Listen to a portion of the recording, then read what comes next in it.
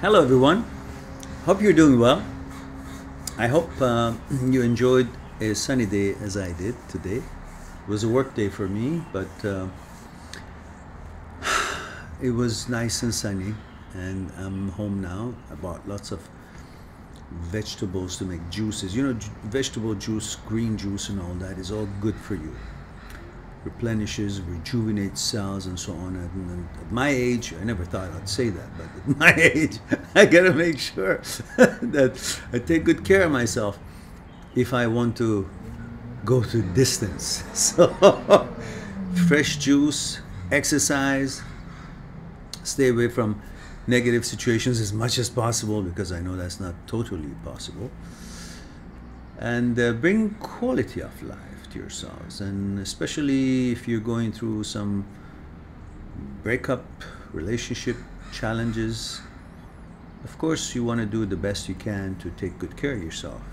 Exercise, good water, good juice, good food, not too much salt, not too much junk, not too much sugar, and give yourself a chance to recuperate and to be able to deal with things in a stronger and more relaxed way. Now, what I wanted to talk to you about today is the fact that we have examined lots of reasons, the differences, the center, the whole of us, the psyche, the consciousness, thoughts and needs, and all the other things that we talked about that leads to a relationship breaking up, or we end up being where we are and dealing with what we're dealing.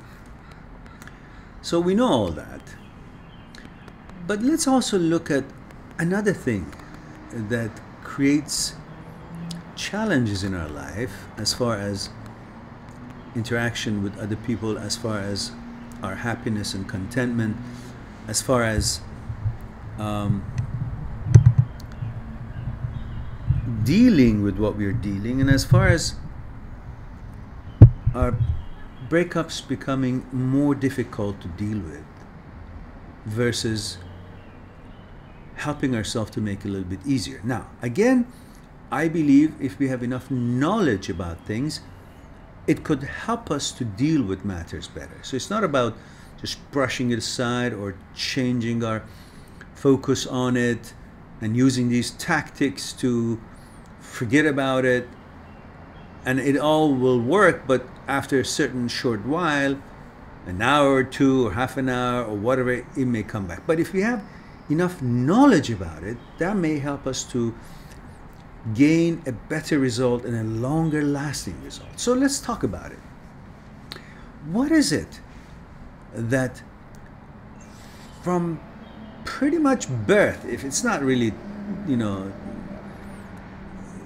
exaggeration, it's not from birth, but really pretty soon after we can reason things and understand things, when we are early on, you know, maybe from 2-3-year-old, or if not even sooner.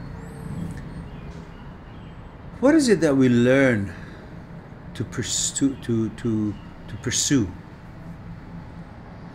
and that continues to our death? And we seem not to be noticing what it is that we are pursuing all through our life. I mean, I remember one of the Persian poets, very famous, I don't know which one though, there's so many of them, that said, from crib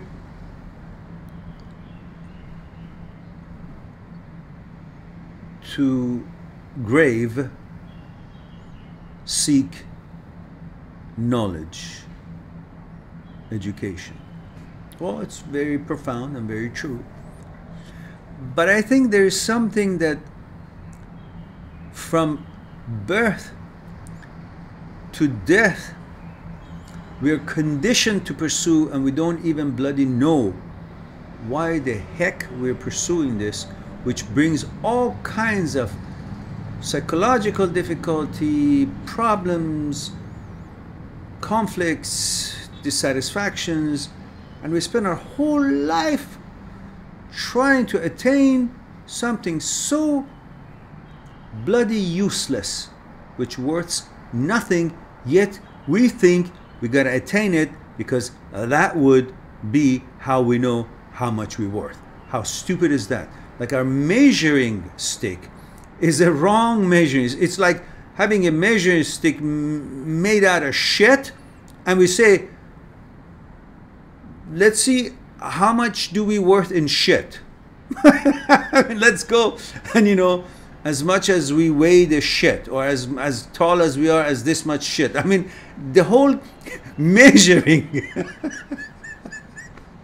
the whole measuring unit is wrong to begin with, and we keep spending our whole life to measure up to that, using that kind of a measuring stick.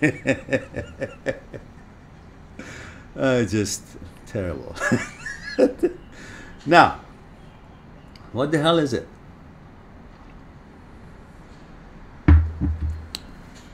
We have been brainwashed, conditioned to pursue affirmation. Think about it. From childhood, we're supposed to get affirmation from teacher, from parents, from mother, from father, from siblings, from friends. Oh, you look so good. Oh, you did this so good. Did I do this so good? Yeah, you're good. Your hair looks good. You know, you got nice clothes on. You look good. You studied well. You got good grade. You didn't do this good. You know, you don't know how to do it. You kicked the ball good. You kicked the ball wrong. Affirmation. Oh, somebody respected me, said hello to me. In all of that, we are pursuing to get affirmation from some Joe Smith or Tom, Dick, and Harry in the street, which we don't even give a shit, which we don't even know them. But we seek affirmation even from them, that we have no use for them in our lives and they mean nothing in our life. But we seem to think that if we behave or act in such a way that results in getting their affirmation, we become more sure of ourselves and we become more valuable, and that is how we know how valuable and how confident we can be. Yet they themselves need affirmation from somebody else, and we think that they're so important or valuable that their thoughts and views of us makes us feel good about ourselves. And so guess what? From beginning to an end, from one kind or another, we're constantly in search of and in pursuit of affirmation, confirmation, compliment, satisfying Tom, Dick, and Harry thinking. If they know, all they should know is a good thing about us. What they say about us means something. If they don't say something good about us, oh, we are hurt, or we feel like we have to go defend it. We have to bring evidence and clarify it, whether, you know, they're lying or not lying, or they have a view of us, or what kind of a view. It's all seem to be so bloody important, which is actually the most useless thing ever. Because who are those people? What the fuck do I care what they think of me? But it seems like from childhood, we have been told that your value and your worth is not coming from your own knowing about who you are, what you've accomplished, what you can do, and what you're all about. It's about what some jackass in the street, or what some lowlife, or what some this and that, wealthy or poor, scholar or, you know, stupid, what they think of you. That's how you can know. And that's why somehow it has become so important. Now, in your relationships, the story continues. The line of expectation and brainwash and conditioning continues. You now are hurting, not because of all the things that has happened. You may miss her, or if you're a lady, you miss him, or whatever it was to your life and what changes are taking place. We talked about the center being different, the order and disorder, and all these things. Also, you're conditioned to think that you have lost the accreditation. You've lost the affirmation. You have to re-qualify now. someone whose presence was signifying a certain kind of an affirmation to you that would make you feel good, that I am with this, she's happy with me, or your lady, he's happy with you, and I have a girlfriend, and she's with me, and I feel like something. But now that she's not with me, I feel like the affirmation has gone away. So your whole worth is really dependent on somebody else's, who herself is looking for affirmation of the others, will affirm you. I mean, how silly is that? Your worth and confidence and understanding of who you are doesn't come from inside of you. Doesn't come from what you've accomplished, what you know about yourself, what you've made out of yourself. It comes from somebody else's opinion about you. What credibility does that have? How do I know with what I've done in my life if I'm going to get a fair review or affirmation from someone? Why should what I know, what I've built out of myself, my efforts in life, should depend on what somebody else is going to be thinking of me or giving me a signal according to whatever they think of me and their interaction with me, or the way they say hello to me, or the way they interact with me, or have a relationship with me, or they stay with me, or they don't stay with me. All of that is supposed to tell me who I am. How could they be able to know what I've done in life, what I've gone through, how difficult or easy has my life been, what challenge I've gone through? Therefore, the only person who should be able to affirm me is me, and how I swam the waters that I've been thrown into, how I have combated the things that was thrown at me. So why would I need the lame opinion of somebody else? And if they say something nice about me, that's making me feel good, and if they're not, suddenly my whole world is now shaken, or I'm affected. Why? Because I'm conditioned to seek affirmation of the others. I've been conditioned from childhood that others are the ones who determine my worth, not me. That is totally a way of controlling. And the society has been programmed to actually behave that way, whether they know it or not, which most people don't know it.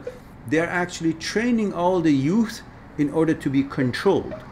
So we have learned to be putting our head down and pursue, like a little mouse, run for what they want to give us, which is affirmation. And that's one of the ways that we're being controlled. How to think, how to behave, what to do, what not to do. And that carries over to many other things, such as hurts us more and gives us more challenges to deal with when our relationships break up. Because it triggers what our conditioning has been, which has been affirmation is now broken up. So we consider we have been having affirmation while we're together. Now that she's gone, on top of everything else that is, now I'm thinking about a relationship and things that I have to go through and deal with. I'm also hurting because triggers in here in my consciousness that, my certification is now void, cancelled. My affirmation from this woman is gone. I mean, if I care about the affirmation I received by the interaction of the Joe Blow in the street that I don't even know who she or who he is, but it's important to me what they think of me, then guess what? Definitely the girlfriend who's left me is going to have lots of effect on my consciousness and my psyche, because I would definitely value her views and her affirmation in my life. Now that she's left, that leaves a big question for me, because I'm conditioned. Not that it really matters, because only affirmation should be coming from me, but because I've been conditioned, that seems very important, and that hurts me a little bit more than it should, and kind of makes the breakup a little bit more difficult. So my suggestion to you is to recognize this conditioning and don't fall for it. Say, I don't give a fuck who thinks about what about me, as long as I'm decent, doing something good and not hurting other people, not harming other people, doing my life, doing my job best I can, behaving properly and lawfully and, according to the, rules and compassion and, the society and the personal philosophy and understanding. Therefore, what would I care what they think of me? Who the heck are they? I think that would mutate our conditioning, get us out of that vortex that we kept pursuing to be affirmed. This person looked at me that way. Oh, sounds like it's not, I don't get the good, clear affirmation. That person talked to me this way. And, my mother, my father, my, siblings, or my friends, or my teacher, or the store clerk, or whoever, whatever, my client. All it's not about what you do, how you do, in what quality you perform your job or your business or your, interactions. It's about you go over and above what you have to do just to get a certain kind of affirmation from people that you don't really, that they don't have much going for themselves, but you think the affirmation of you by them should work or could worth anything. Well, you can figure it out that it doesn't. So regardless of who, you should be in control of your own life, and the affirmation of the others should not really matter. Therefore, break that cycle of conditioning and make it easy for yourself to go through your breakup, and at least don't let it add to it, and understand that you shouldn't think about this as a signal of your worthiness or lack of affirmation.